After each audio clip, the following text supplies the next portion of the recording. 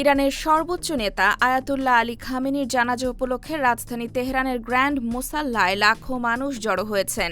রোববার সকালেই নামাজ শুরুর কয়েক ঘণ্টা আগে প্রার্থনার স্থলের ধারণ ক্ষমতা পূর্ণ হয়ে যাওয়ায় এর সব প্রবেশদ্বার বন্ধ করে দেওয়া হয়।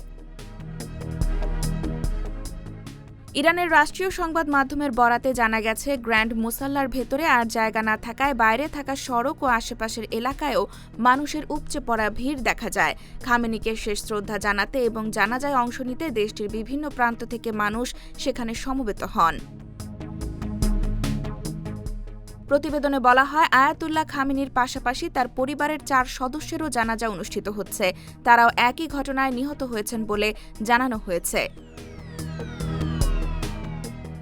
জানাজার নামাজে ইমামতি করবেন আয়াতুল্লাহ শেখ জাফর সোবহানি।